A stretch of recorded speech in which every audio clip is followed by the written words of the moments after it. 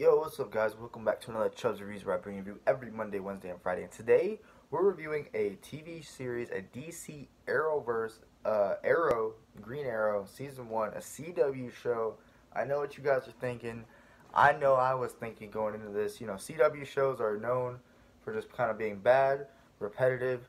Everyone casted in the entire show is beautiful. No one's ugly, and that third one is definitely correct. It's just everyone's handsome and gorgeous and beautiful. It's a lot of forced drama sometimes, melodrama, and all that. But in this sense, it's DC characters like Arrow, or Green Arrow, and his backstory and his beginning, and Oliver Queen. Oliver Queen is basically Bruce Wayne, with there's a lot of differences in there, but he's a vigilante. Um, he does kill people though. He actually fucking murders them, which is dope, I think. And there's some decent action scenes throughout the season. I would say episode one actually had me very worried. The action scenes in that episode were just so cut heavy. Like in some of the later episodes, they also have quite a few cuts. It's not the best, but the very first episode was like, "Ooh, this is not looking good to me." But there are actually some really good action scenes too, as well, and they're scattered throughout. Like every episode, or every few episodes, has good, decently length action scenes, and mixed in with drama and melodrama. And anyway, I'm not gonna. I think I'm not gonna talk about spoilers, and we're just talking about season one of Arrow. I just finished it, just got off the high of finishing it, so take that in consideration. But I didn't know shit about Green Arrow. I didn't care about Green Arrow. I played the character a little bit in like a PS2 Justice League game, and here we are now with Oliver Queen. He has this huge Queen mansion, just like Wayne Enterprises. Very interesting, but he's coming back after 5 years being trapped on this island, and basically the first season has.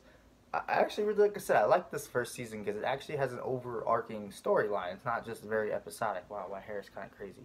Um, but like, yeah, it's got an overarching storyline, which Oliver Queen is like having flashbacks to this island, so you get more and more slowly revealed to you on what happened over these 5 years to kind of turn him into this vigilante who has a list of names that his father gave him, and he's supposed to pretty much kill all those people. And when he does, or he's supposed to right his father's wrongs, and when he does go kill these people, he says, whoever their name is, like Adam Hunt, you have failed this city, and he fucking puts an arrow through their heart.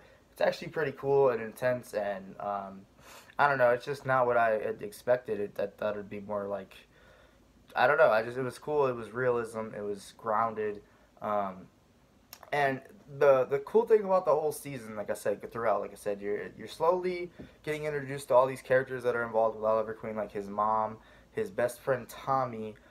Tommy's father is very heavily influence in the show, Malcolm Merlyn.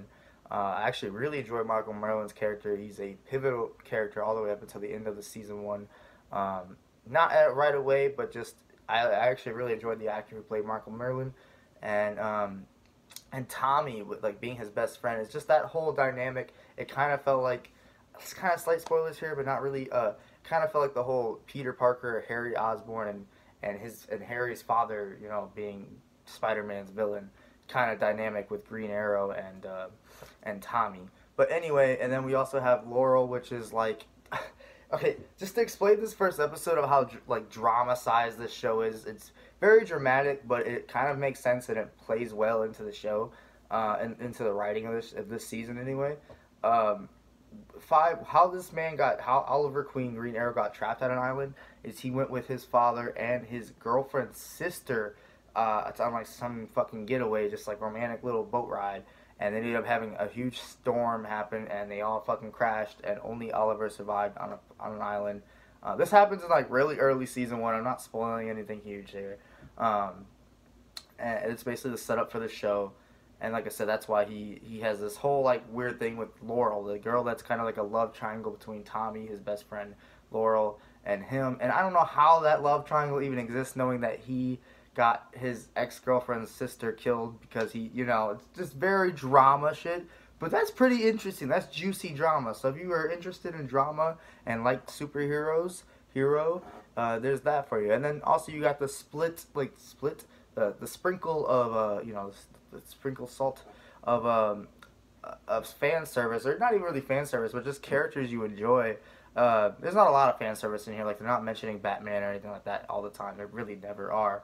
Uh, but there's like Deadshot is in this storyline, and you get like Deadshot's real name and like kind of how he becomes Deadshot and blah blah blah. And same with Huntress, the Huntress. I didn't really care about the Huntress, and she was in Suicide Squad, which I literally just reviewed. It's not the same Huntress, obviously, but just to see another version of that character, the Arrow one is way better, way more interesting, way more deadlier. Well, kind of. But anyway, who else do we get in this? You get a bunch of smaller villains. The Dark Archer is kind of the main villain of the whole season, which I know, like I said, these shows will probably get repetitive, and I'll be reviewing each season as I watch them slowly. In which you got Green Arrow, which is an archer, versus the Dark Archer, which is another fucking archer. So the main villains are just opposites of each other. I hope that doesn't repeat too much. But the Dark Archer actually became a pretty interesting villain to me. He had a purpose, he had a motive, he had a reasoning, and I got told it and explained it all, and it was pretty interesting. The season finale of season 1 is probably one of the best episodes of a superhero TV show, like ever. Like, not ever, but it's really good.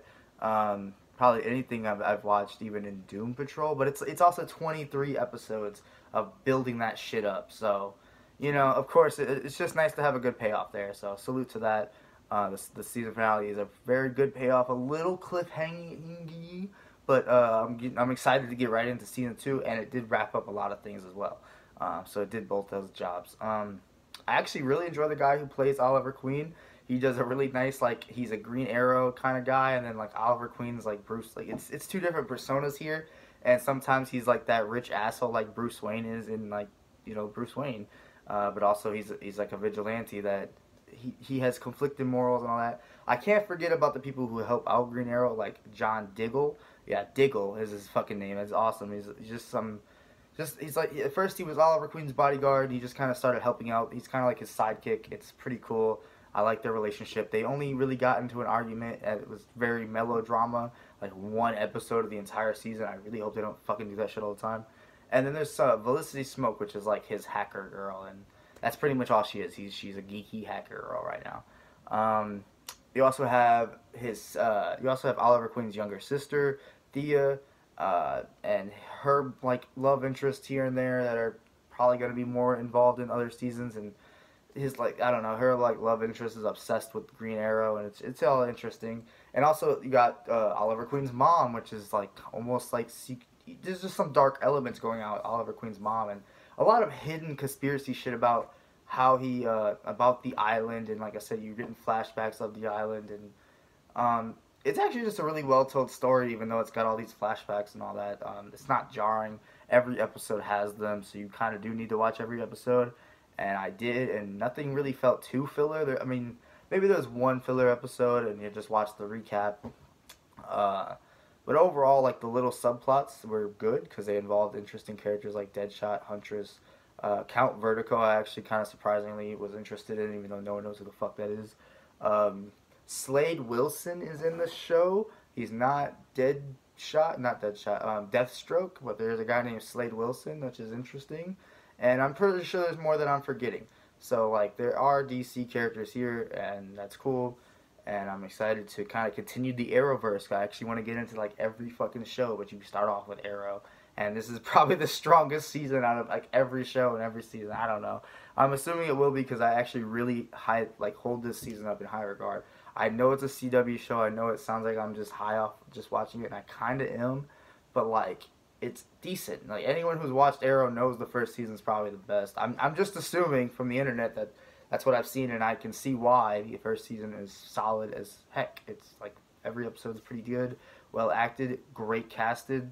Yeah, that's it. First season for me of Arrow is a 9 out of 10 final verdict. It could go 8 out of 10, but it's probably a 9 for me, even off of everything. So yeah. Let me know if you guys have ever checked out any CW superhero shows, or should I even check out the Superman and Lois show that just came out?